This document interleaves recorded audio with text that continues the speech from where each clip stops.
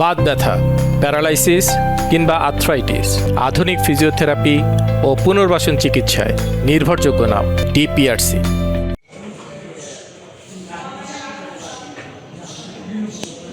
এই ঘটনার সংবাদ আমরা প্রাপ্তির সাথে সাথেই টাঙ্গাইল থানা পুলিশের একটি টিম, ইন্সপেক্টর ভিক্টর ব্যানার্জির নেতৃত্বে আমাদের নারী পুলিশ সদস্য সহ ঘটনাস্থলে গিয়ে ভিকটিমকে আমরা উদ্ধার করি এবং এই ঘটনার সাথে জড়িত 3 জনকে গ্রেপ্তার করি এবং যে বাসটিতে তারা ছিল এই বাস আমাদের হেফাজতে নেই।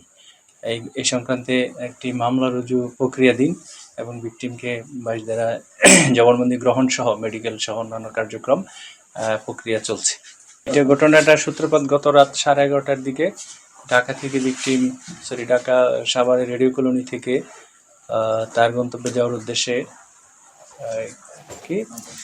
সাভার পরিবহনের একটি বাসে চড়ে এই বাস তাকে তার নির্দিষ্ট গন্তব্যে না নামিয়ে বিভিন্ন জায়গায় ঘুরে ফিরে শেষে টাঙ্গাইল থানার এই আমাদের যেখানে ঘটনাস্থল সেখানে যাকে উদ্ধার করলাম করটিয়া বাইপাসে এখানে নিয়ে আসে। পরবর্তীতে আমাদের প্রথমে হাইওয়ে পুলিশ নিকটস্থ কাছাকাছি দূরত্বে ছিল, তারা সংবাদ পায় বা তাদের কাছে সাহায্য চায় ভিকটিম।